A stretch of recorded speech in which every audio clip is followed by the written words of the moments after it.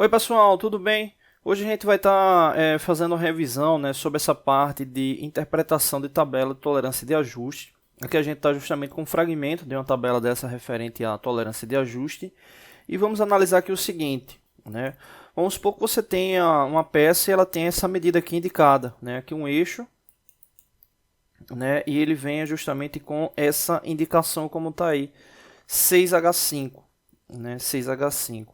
Lembrando, primeiro, que a letra minúscula indica uma peça tipo macho, né? Então, nesse caso aqui, ela faz referência ao eixo, né? Se fosse uma dimensão aparecendo com a letra maiúscula, faria referência a uma peça tipo fêmea. Bom, dito isso, aqui está a indicação da tolerância de ajuste. O primeiro ponto é, aqui a gente tem a referência dos diâmetros. Lembrando que aqui é só um fragmento da tabela, né, na verdade, da tabela, né, que está referenciada à norma de tolerância de ajuste. Então, o primeiro ponto aqui, ele vem com diâmetro nominal de 6.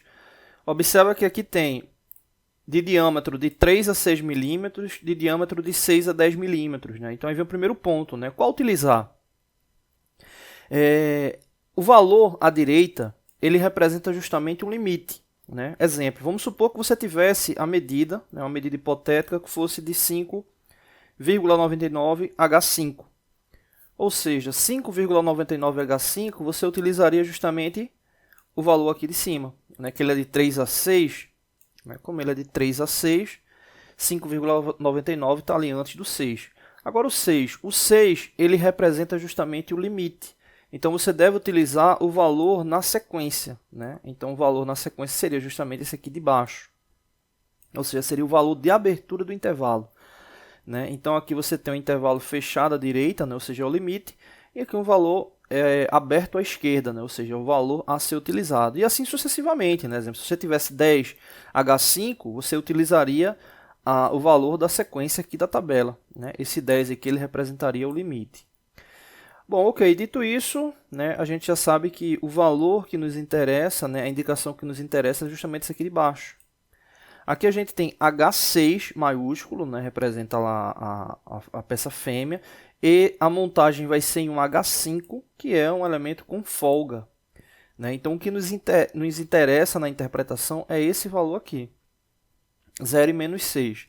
Esses valores eles são milesimais, então é de 0 a menos 6 milésimos. Né? Então, eu coloco aqui de 0 a menos 6 milésimos de milímetro. Né? Então, esse é o valor. Então, a nível de interpretação, o que é que a gente tem, né, aí de informação? Deixa eu apagar aqui.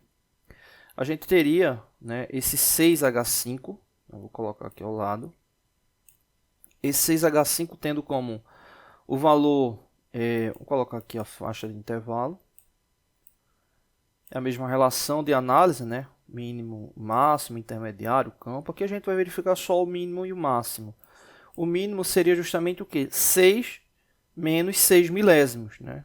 6 menos 6 milésimos de milímetro. Né? Ou seja, daria igual a 5,994. Né? Seria esse aí o valor mínimo da indicação aqui da tolerância. 5,994, né? Ou seja, 994 milésimos de milímetro. E o valor máximo, né? Observa que ele indica aqui o zero. Então você teria 6 mais 0, 6 menos 0, apenas didaticamente. Né? Mas na análise de interpretação da norma, né? O valor aqui máximo seria de fato o 6. Né? Então o valor máximo seria 6 milímetros. Né? Então essa aí é a referência aí de interpretação aí para o valor do 6H5. Tá bom? Não deixe de se inscrever no canal, toda semana tem vídeos novos. Valeu! Oi pessoal, tudo bem? Hoje a gente vai dar dando continuidade no nosso vídeo aqui da parte de metrologia, né, falando aí sobre a tolerância de ajuste. No último vídeo a gente falou, né, já trabalhou em cima desse fragmento de tabela, né, utilizando o 6H5, né, ou seja, ligado à parte de referência para eixo, né, utilizando aquela letra minúscula. E agora a gente vai verificar a interpretação para o valor 6H6, né, aqui indicando aí uma peça tipo fêmea, né, aqui indicando aí um furo na peça. Um detalhe importante, né? Quando a gente fala essa relação tipo peça fêmea, tipo macho, não é que especificamente tem que ser eixo e furo. Né? Pode ser, são elementos ligados à montagem, né? Pode ser um elemento tipo um canal, né? Como esse aqui, um exemplo. Você pode ter um elemento montado dessa forma, o grande detalhe é só o ajuste mesmo, né? Então você pode ter um elemento como esse aqui, onde vai ter uma peça que vai estar deslizando justamente aí nesse canal e vai precisar de um ajuste, né? Então esse ajuste ele pode vir oriundo da norma, né? de ajuste, né? Então nesse caso aqui a gente teria uma peça indicativa tipo fêmea, né? Que seria justamente a relação do canal, né? E você poderia ter, exemplo, uma chaveta ou algo do tipo, indicando lá uma peça tipo macho.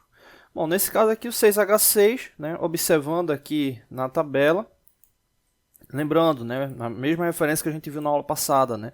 Tem 6 aqui e 6 aqui. Essa coluna ela representa a referência dos diâmetros, né? Então o que acontece? Esse é intervalo fechado à direita, né? Então se você, exemplo, tivesse 5,99, ele estaria nessa localização.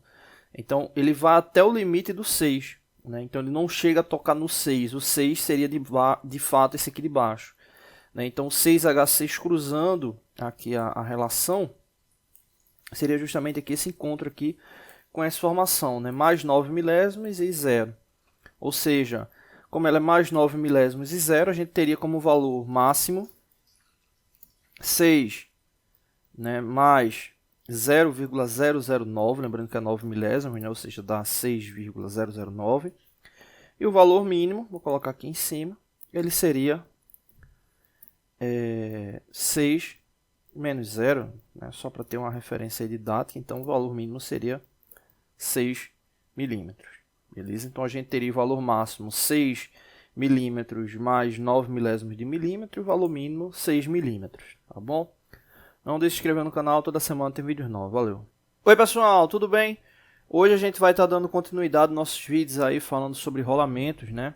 A gente vai fazer 5 vídeos na sequência, né? Falando sobre esse elemento de máquina, né? E a gente vai falar mais especificamente sobre questão de simbologia, codificações, né? Algumas identificações.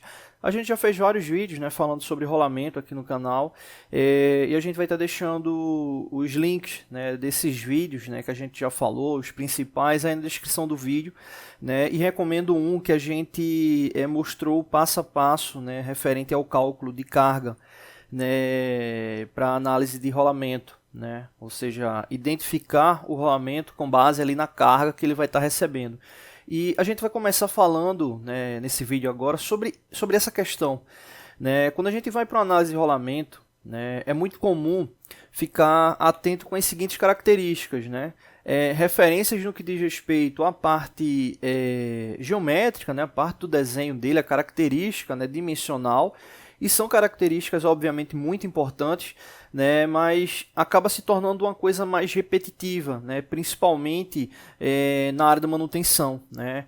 Antigamente, a questão da montagem e desmontagem, né, ou desmontagem e montagem, né, de rolamentos, né, acabava não tendo tanto cuidado, né, e os rolamentos acabavam perdendo, né, tempo de vida útil. Né. E isso melhorou muito aí nos últimos 20 anos, né? Então, não vou dizer que todas as empresas, mas boa parte das empresas, né, que atuam com o setor de né, com o setor de manutenção ou atuam com empresas terceirizadas de manutenção ou outras, né, denominações ligadas a ações de manutenção, né, tem um cuidado muito grande com essa questão da troca, né, de como fazer a substituição correta do rolamento, e isso visando aí, né, atingir o maior tempo possível, né, de vida útil do rolamento. Né. Só que uma coisa que é muito comum é a substituição do... não vou dizer nem que é comum, né? Mas o correto a se fazer, obviamente, que é substituir o rolamento pela sua denominação no que diz respeito à codificação específica daquela máquina, daquele equipamento. Né? Então, quando você tem lá um rolamento, exemplo, aqui um 6306, né? Você vai ter aqui uma denominação aqui para um rolamento desse tipo. Aqui o que acontece? Obviamente você vai estar substituindo por um com essa mesma nomenclatura, nessa mesma codificação. Só que um detalhe que é importante, né, é entender que quando esses rolamentos eles são aplicados, né, quando eles são aplicados, eles têm um objetivo ali, né, referente ao uso. Né? E esses rolamentos eles são elementos de apoio, né? Então eles servem, né, de suporte, né, para eixo, né, para mancal, né, ou vice-versa. E isso aí faz com que eles tenham, né, um papel imprescindível no que diz respeito à carga que eles vão estar recebendo. Né? Dois aspectos importantes, né? A carga, né, e a rotação, né? Vou colocar aqui RPM, né? A rotação que eles vão estar recebendo. Né? Outra característica também que é muito forte na ação de manutenção dos rolamentos é a lubrificação. Né? Essa, assim como a parte de montagem e desmontagem, também melhorou muito nos últimos 20 anos. Né? Então a lubrificação é um fator muito forte. Né? Mas eu volto a repetir que realmente esses dois aspectos aqui, eles muitas vezes não são tão levados em consideração, né? Porque quando você vai fazer a desmontagem, a montagem, o rolamento ele já foi lá projetado, ele já está ali, o mecanismo já foi projetado, o rolamento ele já está ali inserido, então é aquela relação de substituir, garantindo ali, obviamente, a característica do projeto, né? E isso deve de fato ocorrer, né? Mas é importante entender o porquê que aquele rolamento ali específico ele está sendo utilizado. Será que é só por causa da parte dimensional? Né? Esses fatores aqui, como eu falei, carga e RPM, eles têm uma importância muito grande ali para o projeto. Né? Então no descritivo tem um vídeo que a gente, na verdade foram mais de um vídeo, né? Foi mais de um vídeo, onde a gente mostrou aí o cálculo relativo a essa ação de carga. Né, relativo ali ao rolamento. E essa ação da carga, ela muitas vezes vai ser apresentada de uma forma mais simples, referente à condição que o rolamento ele vai ter ali de apoio. Né? Normalmente é a ação que a gente tem, né? Nesse caso aqui, a gente tem uma representação, né, de um esforço, qual o rolamento ele vai ter como base de apoio a relação radial, né? Esse termo, principalmente quem está iniciando, né, nessa parte mais industrial, essa parte de montagem, às vezes acaba causando um pouco de confusão, mas quando se fala dessa parte radial, deixa eu até mudar aqui a tela, né, vamos supor aqui que seja o rolamento. Quando se fala na parte radial, está se falando referente ao esforço que ele vai estar sofrendo. E nesse caso, o esforço ele vai ser no diâmetro, né? No diâmetro. Quando a gente fala de uma carga radial, a gente está falando de uma carga referente ali ao diâmetro, né? Além da carga radial, existe também carga axial, né? Que nesse caso aí vai estar ocorrendo ali na face, né? E existe também para rolamento a ação mista, né? Principalmente rolamentos cônicos, né? Que fazem essa relação das duas cargas, né? De forma momentânea, obviamente uma mais, outra menos. Né, mas também é comum aí essa ação da carga mista. Né? Então você acaba ficando com a indicação da relação radial, né, relação radial e a relação axial, e também tem a parte mista. Né? Vamos voltar aqui para ficar melhor aqui nas imagens. Então aqui a gente tem as representações, né, indicando aqui a carga radial. Né? Observa essa seta aqui, ela está indicando a relação da carga de aplicação no que diz respeito ao apoio.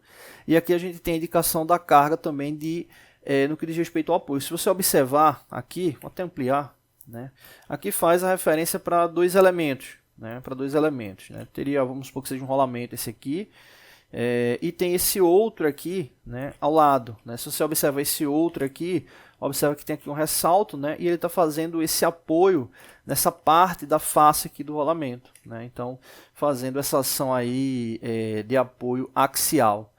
Né? E aqui nesse caso aqui a gente tem um misto, né, fazendo essa indicação aqui cônica, né, para observar, fazendo essa referência aí de um apoio do tipo misto. Né? No que diz respeito à parte de geometria, né, as principais características levadas em consideração, né, toma como referência o diâmetro externo, né, do rolamento.